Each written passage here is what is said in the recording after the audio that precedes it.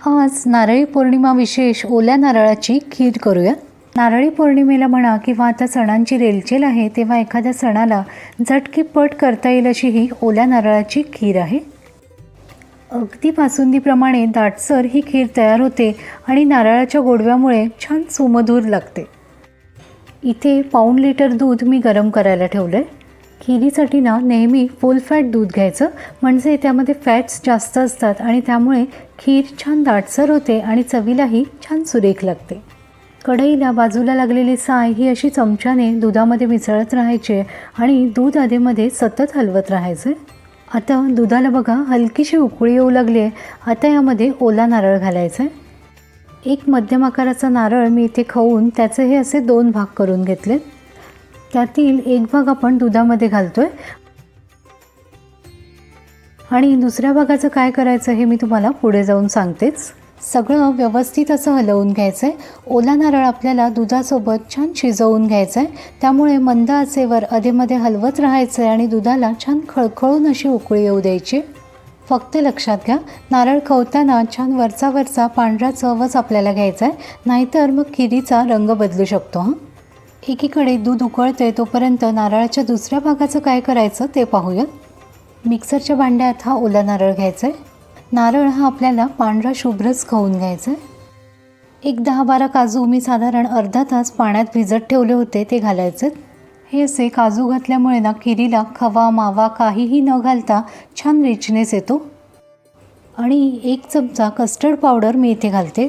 Custard powder घालणं हे अगदीच ऐच्छिक आहे, नाही घातली तरी काहीच हरकत नाही।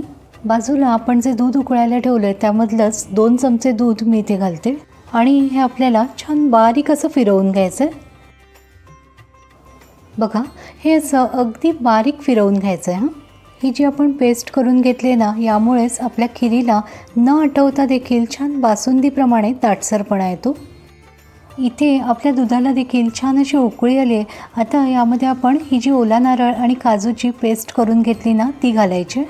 आपण या खिरीमध्ये ओला नारळ हा असा वाटून घातलाय त्यामुळे नारळाची सुरेख चव या खिरीला येते आणि अशी खीर चवीला फार सुरेख लागते। तुम्ही नक्की करून बघा।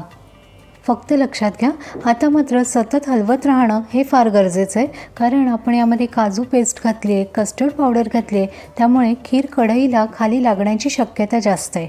त्यामुळे हे असं सतत हलवत राहायचं आहे। आता तुम्हाला बघून देखील समजत असेल की खिरीला छान दाटसरपणा आला आहे। कढईला आजूबाजूला लागलेलं देखील काढायचं आहे। यामध्ये आता साखर घालायची। 5 चमचे साखर मी इथे घालते। दुधाला नारळाला स्वतःचा असा गोडवा असतो, त्यामुळे इतकी साखर पुरेशी होते, पण तुमच्या आवडीप्रमाणे साखरेचं प्रमाण तुम्ही नक्कीच कमी जास्त करू शकता। आता फक्त एक 2-3 मिनिटं आपल्याला ही खीर छान उकळवून घ्यायची। गॅसची आच कुठेही वाढवायची नाही आहे हे लक्षात ठेवा। अगदी बासुंदीप्रमाणे दाटसर खीर दिसते ना। आता यामध्ये बदाम पिस्त्याचे काप घालायचे आणि जायफळ आणि वेलदोड्याची पूड घालायची। सगळं व्यवस्थित असं हलवून घ्यायचं। छान सगळं एकजीव झालं की गॅस बंद करायचा आणि अगदी शेवटी 2 चमचे साजूक तूप घालायचे। हे असं अगदी शेवटी तूप घातल्यामुळे खिरीला तुपाचा अगदी सुरेख असा सुवास येतो। सगळं व्यवस्थित असं हलवून घेतलं की आपली ही ओल्या नारळाची खीर नैवेद्यासाठी तयार। बघा, काय सुरेख दाटसर झाली आहे ना। ही खीर अशी गरम गरम खाण्यापेक्षा फ्रीजमध्ये ठेवून थंड करून खाल्ली की तिची चव खूप सुरेख लागते। तुम्ही नक्की करून बघा।